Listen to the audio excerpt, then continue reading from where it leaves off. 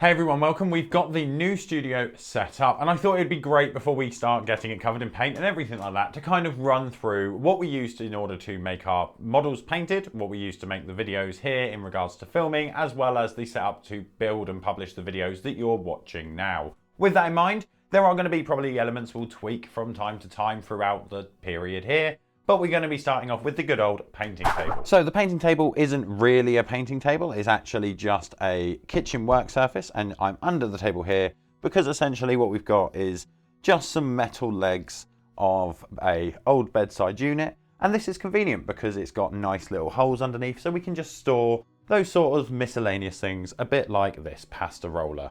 So with that in mind, we can now journey back up to the top of the table, and we can look at the more interesting aspect as to where we keep things like the paints, the paintbrushes, and do all of the actual painting work.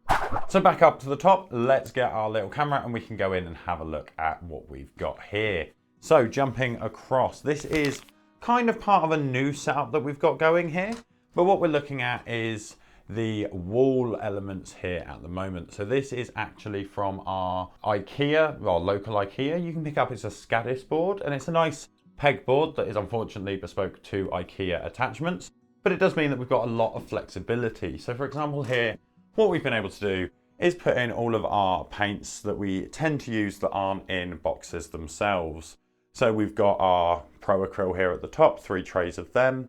We've got some tube paints of various different acrylic types, all of our Vallejos that were on the wall in the previous set, as well as a few other elements. So we've got our nice Roberson liquid metals, we've got our new atom paints that we tested out on the channel recently, and just everything that we kind of need to hand if we ever need to paint up a model. As for the rest of the desk, this is a very similar setup to what we had back in the old studio. So in the old studio, this was very similar. What we've got is 2 arm lights. We've got one that's going to completely blow contrast over there, as well as this one here. What these mean is that we can adjust our lights so that they are wherever we need them when we are painting. And then we have another arm in the middle, which the camera that we're using here, this camera, is normally mounted on there. I'm just using it so that we can get a better look at you guys looking at you guys and looking at me. So let's jump back. This is where the camera normally goes, and then on the butcher's block itself, we just have our normal accoutrement that you would expect. So paintbrushes. We went over this in a recent video. This is an incense burner holder and I use it to store my brushes. Then we've naturally got knives, glues, magnifiers, and everything we need slightly closer to hand. Also, for those that are interested, I use a dual palette, which I made out of some spare boxes. I'm not going to be paying for wet palettes if I can avoid it, because I can just make them myself out of foam and some sort of paper, so baking paper is what I tend to use. Now I have 2 lights mainly. I have a general room light that is slightly tinted and I don't tend to use it for painting. I tend to just use my 2 lights here. And those lights are above my head and going down. I have umbrellas and diffusers for them as well. If the light gets a little bit too intense or too reflective when I'm filming or painting, I can always put those diffusers on. But personally with this setup, because they're above and coming down, I'm not directly looking into the lights and I don't suffer that much from repetitive eye strain or bright light eye strain, or at least I haven't yet. So I'm quite happy with this 2 light setup, and it means that I've also got mobility of the lights on the arms. So if there's any awkward or annoying places to paint, some model's got a large cape or something similar, it means that we can just tackle it there and get it all done. And we've got nice visibility, so me as well as you can see what we're doing. So now I'm going to talk a little bit about the filming and camera side quickly, which is using this little boy over here. Now, talking about the actual tool and equipment I use for the filming the models itself, this is the device I've chosen to use. This is the DJI Pocket 2. I am going to geek out a little bit. So the reason that I actually opted for this device is it's a little bit like a phone. It's very convenient, but I don't have to utilize my phone really in order to use it. It also has an inbuilt gimbal, which means that it's got rotation and stabilization inbuilt, and it also allows me to reposition it with a small little dial or to a connected phone. And the reason I do this is it means that I can attach it onto the arm that you would have seen earlier and have it above my head. This means that I essentially can give you the same or similar view to what I have as while painting, But rather than having to have a massive camera over my head and pointing down and then hitting it, this is a lot less intrusive. It just sits above where I would look, and then I can reposition the camera to look wherever I need it to be looking. So it's a nice, simple way to give you a bird's eye or my eye view of what I'm looking at. And it's a nice small device. The main issue that I actually have with this is when shooting in 4K, which I tend to do, and charging it at the same time, it does tend to overheat. So that can be a bit of a nightmare, meaning that I get about 2 hours of non-charging time. So I can record for 2 hours and then it will die. Then I'll need to charge it for about 45 minutes and then I've got another 2 hours. So I guess I could look at that as a good way of ensuring breaks within my painting time so that I don't just completely nerd out for 7 hours and not get up, and I actually stretch my legs and get something to eat. But equally, if I'm in a bit of a time delay and I need to get a video out quickly, it can be a bit of a nuisance. I've heard there is a new Pocket 3 out now, so I might pick that up and see if that solves the issues I'm having. But overall, I really like this for the solution. And in regards to the camera, I'm going to just talk camera bits for a second. This has a small sensor, and if you're looking at most photographers, videographers and things like that, they're always going to be tending to recommend larger sized sensors. And that's because for things like weddings, a large sensor is great because you get a nice shallow depth of field, so you can have a blurry background and then your subject in focus. Naturally, for painting miniatures, that's not what I want. I want as much of it to be in focus as possible so you can see what I'm doing. I don't need a nice bokeh background when painting the models. And you get that by nature of a smaller sensor. So because this is a small sensor, it gives me more depth of field, so I'm able to see more and show you off more, meaning I can get slightly closer, have a nice depth of field, and then zoom in because it's 4K and the videos I export are 1080p. So a little bit of a rambling, but that explains why I like this camera. And then the added benefit is I can also take it to conventions. It's low profile, I can just turn it on and walk around and film anything that's going on. So I really do like and recommend this camera, and I think the price has dropped a little since the new one's come out. So if you're interested, have a look. I don't have affiliate links, so if you want to thank me for pointing this out, why not subscribe? And then what we'll do is we'll jump on to the rest of the elements for filming the videos that we do. Now, in regards to filming, we've also got essentially some cabinets that contains things like filming and our spare painting equipment. So jumping across to the other camera, what we can see is that we've actually got a few different units here. On the other side of the room, we have a stackable unit that has our spare painting and hobby equipment. So in there, we've got things like our Games Workshop paints that are in boxes, so hence why they're not on the wall, because they come in a preset container with their names. We've also got some tubed oil paints, which don't fit on the shelf easily because I've got too many of them, and I don't use them often because they are oils and more used for special particular aspects, projects and features. And then we've just got some miscellaneous paints like our Army Painter, the original sets that aren't particularly good. We've got the entire set of those, along with some miscellaneous Citadel paints that have come from various other things and are spares in my box. We've also got a large unit here, and this large unit is for all of our camera equipment. This has got our various lenses, various cameras for different types of projects. Obviously I'm using this little camera that I've already shown you, the DJI camera, but we're also using a Nikon over there, which is the camera that you're currently looking at us on. And then I've got a few other bits of equipment for fun projects, taking photos of models and things like that. This is also where I will actually take the photos of my miniatures. I've got some backing paper that goes up across here onto the wall, and then we can get some nice photos using the various lights we've got around the room. I tend to find that having these lights on from the distance to the other side of the room gives us a nice ambient amount of light, which works really well for not only the models being photoed, but also stops harsh glaring lights. Then we've got essentially our terrain building kit. So we've got another stackable drawer which has got water effects, terrain, decals and spray paint, as well as our elements such as cork. We've got metal elements in there, as well as things like XPS foam and a cutter for that foam. So that is essentially all of the overall office and everything that we have on that standpoint and all the equipment that we tend to have. And we film all of this, as I said, on a Pocket, which films the overall painting.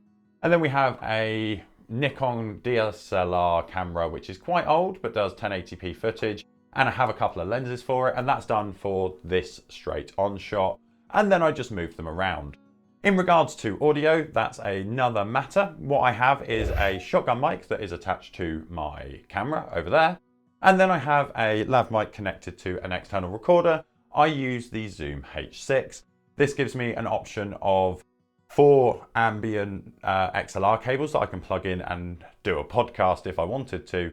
But equally, I can just plug one lav into it and I've got some nice high quality audio without needing to worry about any distortion effects or room noises as much as I would from a shotgun mic. All of that then gets transferred into SD cards, leaving me with the end of a filming session, essentially with a micro SD full of painting footage, an SD from a camera full of me talking to you like I am now, and then an SD from an audio device, all of which gets put onto the computer. Now that we've got all of the footage on our various SD cards, we're going to put it onto our computer and we'll do some editing and things like that. I am going to run through the brief highlights of what and how I do this, but I do need to give you a warning. And that warning is that I might ruin your video watching experience for other creators going forward, just because I do a thing that solves a problem that I have in videos that I've noticed other creators may not do. And it becomes a bugbear of mine, and then I kind of can't stop focusing on it. So I will tell you now that if that happens, I am sorry, but I am going to tell you how I do the process, and that will touch on this element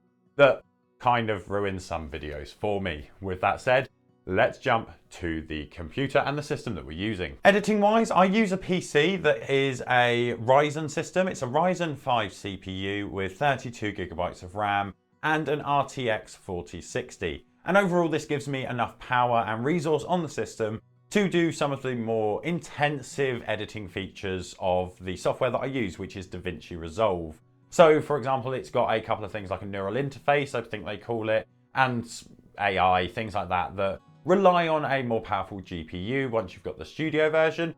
So I decided to get a system that was able to fully utilize the effects of DaVinci Resolve. With that in mind, we are going to start planning the video, and assuming that I have an outcome on how I want the video to turn out, I've got a goal, a mindset, and an actual pre-built structure, it becomes a lot easier. If I've not got that, it's a little bit like winging it and seeing how it goes. So I try to have an overall structure of either a technique that I'm covering, an overall journey, or just the fun experience of painting a fun project. Whatever that is, that's kind of conceptual and I can't really cover it in this video. So assume I have a plan. What I'll do once I have a plan is start to add all of the details to my timeline. So I tend to start by taking all of the face talking elements and then match them to the video source with the audio from my Zoom. This will give me essentially a new file with the original video file, but the newer, better sounding audio from the Zoom. I can then start to lay all of this out into an understandable sequence. Then use this as a guide to start pulling appropriate footage from the top-down painting shots. I tend to film more than I really need on the top-down camera. Because it's not really intrusive, as I said, it just sits above my head, giving you a good view. It means that I can actually paint for longer without needing to worry about focus readjusting and things like that. So I get longer sessions of painting on footage, to the point that on certain single figures that I've painted, I've got the entire painting journey on footage if we ever needed it, or did something like a Patreon exclusive. We've got that footage available if it's of interest to you. With that said though, it is just a case of putting down the A-roll, so the talky bit that no one cares about not looking at me, and then putting the footage of what I'm actually doing over the top. So if I'm talking about dry brushing, I'll be dry brushing in the footage. That's how I try and structure it, because I think it's somewhat annoying. I've done it occasionally where I'm talking about one thing and demonstrating another. So I try and link it up so that it makes sense. Well, that is essentially how the editing, the baseline editing works. And then we get to the fun stuff. Now the fun stuff consists of essentially everything like color grading, transitions, and all those fun sorts of effects and things to try and make the video fun, engaging, and enjoyable to watch. But then on top of that, we also have the sound and the bugbear that I spoke about earlier. So now a lot of people, when they make videos, they may chop out and remove any of the gaps and things like that and delays in speaking to make it snappy, quick and efficient. However, I don't really like that. I prefer to have the videos more like a normal conversation like I'm doing now. But in order to do that, There are gaps in breathing which happen in normal conversation. And in a normal conversation, that's fine, because if we were talking, you're over there, your eyes are right next to your ear, and that's perfectly fine. However, in a situation like we've got here, your eyes are over there, but your ears are currently here, which means you can hear me taking inhales and exhales. And once I notice this through either editing my own videos or watching a channel, I end up not being able to get it out of my mind. I end up focusing on it, a bit like when a film is slightly misdubbed and the lip sync is off. You can't help but watch the lips of the actor, even though you know that it's off and there's other things going on. And unfortunately for me, it kind of ruins the experience. So I deal with that by manually going in and keeping the pauses and things like that so it feels like a conversation, but then dipping the sound at all of the breaths so that you don't have to hear me breathing in and out, because I personally don't like it, so I'd remove it from the viewing experience. So therefore, if I've let the cat out of the bag and I've kind of ruined some channels for you that may not do that, and now I've mentioned it, you know about it and you'll notice it, I am truly sorry, because it is a thing that there's channels that I truly like the content of, but I really struggle to watch, because once I picked up on the breath noise once, I then can't stop watching it and listening to that sound effect and the noise of it. Whereas I can still watch them periodically and not realize. So I hope you forget about this part, but that's what I go through, and that's the longest part of the sound editing on the videos. But once I've done that, the video is done. We've done all our transitions, we've done our cuts, we've got our layout, we've got the perfect video. So all we need to do is export it at 1080p, get a really nice thumbnail and a really nice title ready so that you want to come and see the video, and then we're good to go. So that's how we make videos like this. And there is one bit that you may have missed, which is there's a cupboard that you've probably seen, and we didn't go over the cupboard. And that's because we've essentially already made a video about the cupboard, or the contents of the cupboard, because it contains the entire backlog of me and the channel. And you can find that video here where we go through and look at it all just before the move, going through everything we've got. Let me know what you think of that one. But if you'd rather see the type of model painting videos we have, why not check out this one, which is a relatively popular one that you can go straight to now if you wanted to. Otherwise, do remember to subscribe so that we can see you next time.